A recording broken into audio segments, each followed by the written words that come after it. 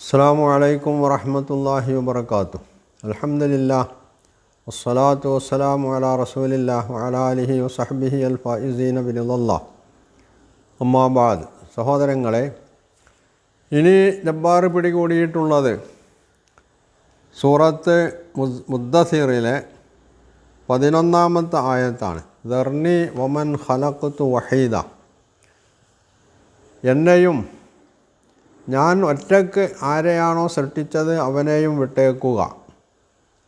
ഇതാണ് ദർനി വമൻ ഖലഖ്തു വഹീദ എന്ന് പറഞ്ഞതിൻ്റെ അർത്ഥം. ജബ്ബാറിൻ്റെ ഭാഷയിൽ ഈ വാക്യങ്ങൾക്കൊന്നും ഒരർത്ഥമില്ല എന്നാണ്. എന്നാൽ യഥാർത്ഥത്തിൽ ഈ വാക്യം ഉൾക്കൊള്ളുന്ന ആശയം എത്ര ഗംഭീരമാണ് എന്ന് വിവേകവും ബുദ്ധിയും ചിന്താശേഷിയുമുള്ള ആളുകൾക്ക് മനസ്സിലാക്കാൻ കഴിയും. എന്താണത്? ഇവിടെ വഹീദ്, ഏകൻ എന്നൊരു പ്രയോഗമുണ്ട്. ഈ ഏകൻ എന്ന പ്രയോഗത്തിന് അത് ദ്വയാർത്ഥമുള്ള അല്ലെങ്കിൽ രണ്ട് ആശയം ഉള്ള ഒരു പദമാണ്. എന്താണ് ആ രണ്ട് ആശയം എന്നല്ലേ? ഇവിടെ അള്ളാഹു പറയുന്നത് ഫദർനി, എന്നെ വിട്ടേക്കുക, ഒമൻ ഖലഖ്തു, ഞാൻ സൃഷ്ടിച്ചവനെയും. അപ്പോൾ ഞാൻ ആരെയാണോ സൃഷ്ടിച്ചത്, എൻ്റെ സൃഷ്ടി, ആ സൃഷ്ടിയെയും എന്നെയും വിട്ടേക്കുക എന്ന് പറഞ്ഞാൽ ഇവിടെ നബി സല്ലല്ലാഹു അലൈഹി വസല്ലമയോട് തദ്വാര മുസ്ലിങ്ങളോട്, ഓരോ മുസ്ലിമിനോടും, ഇസ്ലാമിൻ്റെ പ്രബോധന രംഗത്ത് പ്രവർത്തിക്കുന്ന അല്ലെങ്കിൽ മുസ്ലിങ്ങളായി ജീവിക്കുന്ന ഏത് മുസ്ലിമിനോടും വിശുദ്ധ ഖുർആൻ പറയുന്നത്, നിങ്ങൾക്ക് നിഷേധികളിൽ നിന്ന്, ശത്രുക്കളിൽ നിന്ന്, എല്ലാ നിഷേധികളെയും ഇവിടെ ഖുർആൻ ഉദ്ദേശിക്കുന്നുമില്ല, ശത്രുത പുലർത്തുന്ന നിഷേധികളിൽ നിന്ന് നിങ്ങൾക്ക് പലപ്പോഴും പ്രയാസങ്ങൾ നേരിടേണ്ടി വരാം. അത് ചിലപ്പോൾ ഭത്സനങ്ങളാവാം, അല്ലെങ്കിൽ ശാരീരിക മർദ്ദനങ്ങളാവാം, അല്ലെങ്കിൽ സാമൂഹിക വിലക്കാവാം, എന്തും ആവാം. അങ്ങനെ സംഭവിക്കുമ്പോൾ നിങ്ങൾ ചെയ്യേണ്ടതെന്താണ്? നിങ്ങളതിന് പ്രതികാരം വീട്ടുകയല്ല. വിശേഷിച്ചും ഈ ഭാഗങ്ങളൊക്കെ മക്ക ജീവിതത്തിലാണ് അവതരിക്കുന്നത് എന്നതുകൂടി നമ്മൾ മനസ്സിലാക്കേണ്ടതുണ്ട്. മക്ക എന്ന് പറയുന്നത് ഇസ്ലാമിന് ബീജാവാപ്പം നൽകപ്പെട്ടിട്ടുള്ള പ്രദേശമാണ്.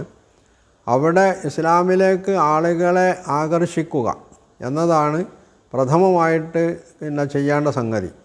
അതുകൊണ്ട് തന്നെ 1, 2, 10 ആളുകളുള്ള ഒരു സംഘം അവർ ഈ ശത്രുക്കളുടെ മർദ്ദനങ്ങൾക്കും പീഡനങ്ങൾക്കും അവരുടെ കയ്യാങ്കളികൾക്കും അതേ രീതിയിൽ തിരിച്ചടി നൽകാൻ, അതിനെ പ്രതിരോധിക്കാനൊക്കെ തുനിഞ്ഞിട്ടുണ്ടെങ്കിൽ സംഭവിക്കണം എന്താണ്?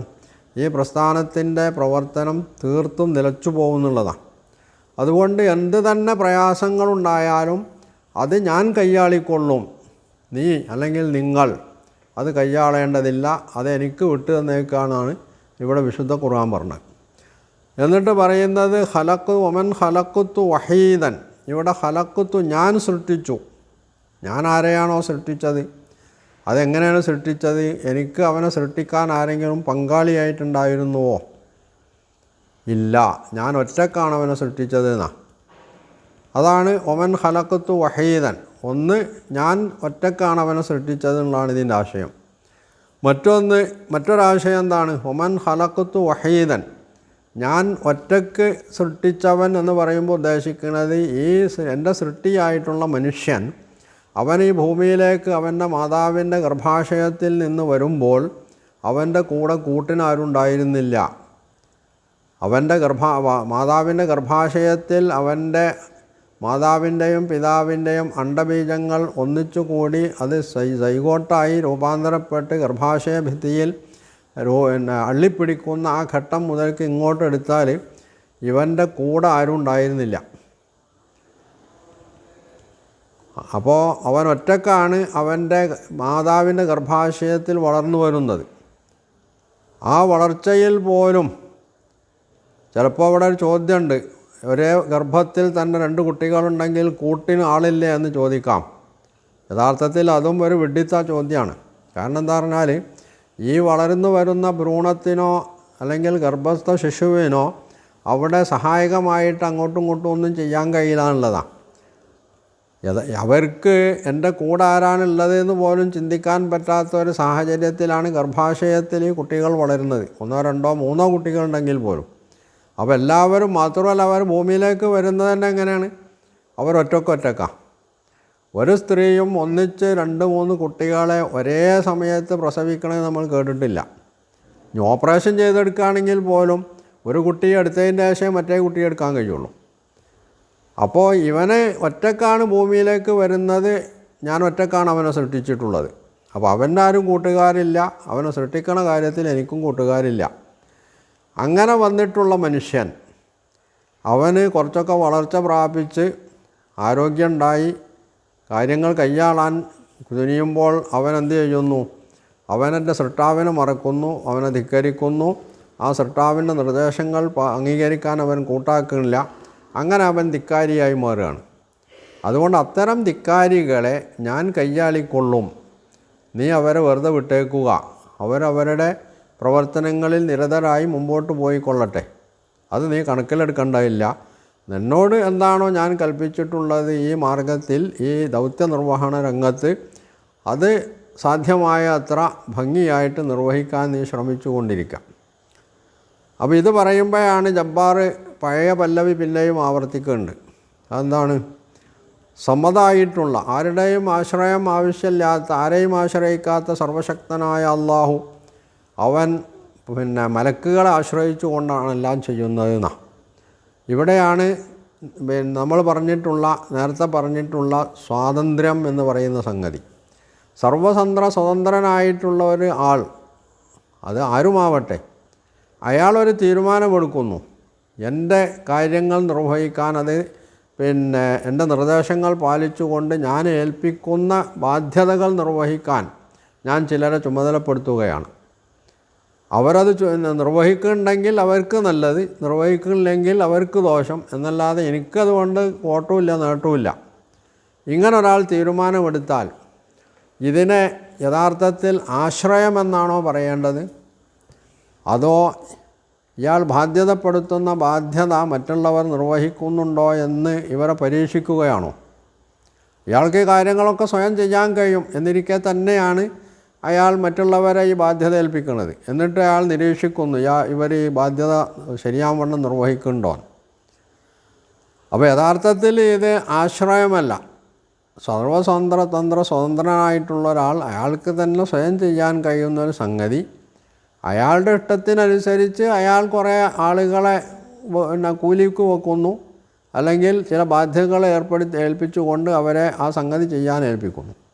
ഇവിടെ അള്ളാഹുവിനെ സംബന്ധിച്ചിടത്തോളം ഇത് മനുഷ്യൻ്റെ കാര്യത്തിൽ പോലും അംഗീകരിക്കാൻ പറ്റുമെങ്കിൽ, അള്ളാഹുവിനെ സംബന്ധിച്ചിടത്തോളം അവന് സ്വതന്ത്രമായതുകൊണ്ട് അവൻ്റെ തീരുമാനം, ആ തീരുമാനം എന്തായിരുന്നാലും അത് അവന് നടപ്പ് വരുത്താനുള്ള സ്വാതന്ത്ര്യമുണ്ട്. അത് അവൻ്റെ ശക്തിയുടെ, അവൻ്റെ യോഗ്യതയുടെ ഒക്കെ ഭാഗമായിട്ട് വരുന്ന സംഗതിയാണ്. ഇവിടെ അള്ളാഹു ആരെങ്കിലും ആശ്രയിക്കേണ്ടതുള്ളത് കൊണ്ട് ചെയ്യുന്നതല്ലത്, അത് അവൻ്റെ സ്വാതന്ത്ര്യവുമായി ബന്ധപ്പെട്ട ഒരു സംഗതിയാണ്. ഇനി മനുഷ്യനെ, ഈ പ്രപഞ്ചത്തിനെ തന്നെ സൃഷ്ടിക്കണം എന്ന് അള്ളാഹുവിന് എന്തായിരുന്നു വാശി? ഒരു വാശിയുമില്ല. പക്ഷെ അള്ളാഹു തീരുമാനിച്ചു, അവൻ സൃഷ്ടിച്ചു. ഇനി ഒരു ഘട്ടം ഇതിൻ്റെ നിലനിൽപ്പ്, ആ നിലനിൽപ്പ് പോലും അള്ളാഹു ഇതിപ്പോൾ നിലനിർത്തി കൊണ്ടുപോകണമെന്ന് തീരുമാനിക്കുന്നു. അതിൻ്റെ ഭാഗം എന്നുള്ളവർക്ക് അവൻ ഈ പ്രപഞ്ചത്തിനെ വികസിപ്പിച്ചു കൊണ്ടിരിക്കുന്നു. ഒരു ഘട്ടം വരുമ്പോൾ അള്ളാഹു തന്നെ തീരുമാനിക്കുന്നു ഇത് ഇനി നശിപ്പിക്കാൻ സമയമായിട്ടുണ്ട്. അപ്പോൾ അവനെ നശിപ്പിക്കുകയും ചെയ്യുന്നു. അതും വിശുദ്ധ ഖുർആൻ പറഞ്ഞിട്ടുള്ളതാണ്. ഈ പ്രപഞ്ചത്തിന് സ്ഥായിയായിട്ടുള്ള എന്നും നിലനിൽക്കുന്നൊരവസ്ഥ ഇല്ല എന്നുള്ളത് ഏറെക്കുറെ ആധുനിക ശാസ്ത്രവും അംഗീകരിച്ചിട്ടുള്ളൊരു സംഗതിയാണ്. അപ്പോൾ ഇതെങ്ങനെ സംഭവിക്കും? അതും ഈ പ്രപഞ്ച സൃഷ്ടിപ്പിൻ്റെ ആദ്യഘട്ടത്തിൽ തന്നെ അള്ളാഹു തീരുമാനിച്ചതാണ്. അപ്പോൾ അതിൻ്റെ ഭാഗമായിട്ട് ഇവിടെ ചില സംഗതികൾ നിർവഹിക്കാൻ അള്ളാഹു ഒരു വിഭാഗത്തെ ചുമതലപ്പെടുത്തി. ആ ചുമതല അവർ നിർവഹിക്കുന്നുണ്ടോ അല്ലേ, അതാണ് അള്ളാഹു നിരീക്ഷിച്ചുകൊണ്ടിരിക്കുന്നത്. ഇവിടെ അള്ളാഹു ആളെയെങ്കിലും ആശ്രയിക്കുക എന്നുള്ളതല്ല ഇവിടെ സംഭവിച്ചിട്ടുള്ളത്, അവൻ്റെ സ്വാതന്ത്ര്യം അവൻ ഉപയോഗപ്പെടുത്തുന്നു എന്നുള്ളത് മാത്രമാണ്. അപ്പോൾ ഇതിനെയാണ് ജബ്ബാർ സമതായിട്ടുള്ള, ആരെയും ആശ്രയിക്കേണ്ടതില്ലാത്തവൻ എന്ന് പറഞ്ഞ അള്ളാഹു ഇവിടെ മലക്കുകളെ ആശ്രയിക്കുന്നു എന്ന് പറയുന്നത്. അപ്പോൾ അള്ളാഹു വ്യക്തമാക്കിയിട്ടുള്ള സംഗതിയാണ് എന്ത്, ഞാനിങ്ങനെ സൃഷ്ടിച്ചിട്ടുണ്ട്, ആ സൃഷ്ടികൾ ഇന്ന കാര്യങ്ങൾ ചെയ്തുകൊണ്ടിരിക്കുന്നുണ്ട്. അത് തന്നെ അവരെ ഏൽപ്പിച്ച എല്ലാ കാര്യങ്ങളും അള്ളാഹു മനുഷ്യനോട് പറഞ്ഞിട്ടൊന്നുമില്ല. അപ്പോൾ അതവർ നിർവഹിക്കുന്നു. അതിൽ നിങ്ങൾക്ക് ചില ഗുണങ്ങളുണ്ട്, മനുഷ്യന് ചില ഗുണങ്ങളുണ്ട്. അതുകൊണ്ടാണ് മനുഷ്യനോടത് പറയുന്നത്. ഗുണം മാത്രമല്ല, നിങ്ങളുടെ ജീവിത രീതിയെ സംബന്ധിച്ച്, നിങ്ങളുടെ ചെയ്തികളെ സംബന്ധിച്ച്, നിങ്ങളുടെ ചൊല്ലും ചേലും സംബന്ധിച്ചൊക്കെ അവർ നിരീക്ഷിക്കുകയും അതത്രയും അവർ രേഖപ്പെടുത്തി വെക്കുകയും ചെയ്യുന്നുണ്ട്. ചിലപ്പോൾ നിങ്ങളെ സംരക്ഷിക്കുന്ന കാര്യം പോലും അവരെ അള്ളാഹു ഏൽപ്പിച്ചിട്ടുണ്ട്, അവർ നിർവഹിച്ചു കൊണ്ടിരിക്കുന്നുണ്ട് എന്നുള്ളതാണ്. അപ്പോൾ ഈ കാര്യം അള്ളാഹു ആരെങ്കിലും ആശ്രയിക്കേണ്ടതുള്ളത് കൊണ്ടല്ല, അള്ളാഹുവിൻ്റെ സ്വാതന്ത്ര്യം ഉപയോഗിച്ചുകൊണ്ട് അവൻ നിർവഹിച്ച് ചെയ്തിട്ടുള്ളൊരു സംഗതി എന്ന് മാത്രമാണ് അതിനെ സംബന്ധിച്ച് മനസ്സിലാക്കപ്പെടേണ്ടത്. അങ്ങനെയാണ് ഖുർആനും അതിനെപ്പറ്റി പറഞ്ഞിട്ടുള്ളൂ. അല്ലാതെ ജബ്ബാറിനെ പോലുള്ള ആളുകൾ പറയുന്നത് പോലെ അള്ളാഹു ആരെങ്കിലും ആശ്രയിക്കല്ല അവിടെ ചെയ്യുന്നത്. അള്ളാഹു ആരെയും ആശ്രയിക്കേണ്ടതില്ലാത്തവനാണ്. അവന് എല്ലാ കാര്യവും സ്വന്തം ചെയ്യാനുള്ള ശേഷിയുണ്ട്, കഴിവുണ്ട്, അതിനുള്ള യോഗ്യത ഉണ്ട്. അത്രയ്ക്കും ശക്തനായിട്ടുള്ളവനാണ് അള്ളാഹു. ഇന്നല്ലാഹ അലാ കുല്ലി ഷൈഇൻ ഖദീർ. അത് ചോദ്യം ചെയ്യപ്പെടാൻ ആർക്കും സാധ്യമല്ല, നിഷേധിക്കാനും സാധ്യമല്ലാത്തൊരു കാര്യമാണ്. അപ്പോൾ അത്രയ്ക്ക് ശക്തനായിട്ടുള്ള അള്ളാഹു, അവൻ സ്വതന്ത്രനാണ്. അവൻ്റെ സ്വാതന്ത്ര്യം അവന് ഉപയോഗപ്പെടുത്താൻ ആരുടെയും സമ്മതവും അവന് ആവശ്യമില്ല. അതും അവൻ്റെ അവകാശത്തിൽപ്പെട്ടതാണ്. ആ അവകാശം അവൻ ഉപയോഗിക്കുന്നു എന്ന് മാത്രമേ ഉള്ളൂ. ഇതാണ് ജബ്ബാർ പറയുന്നതിലെ വൈകൃതം. ഇതുമായിട്ട് ബന്ധപ്പെട്ട് നമ്മൾ മനസ്സിലാക്കേണ്ടതാണ്.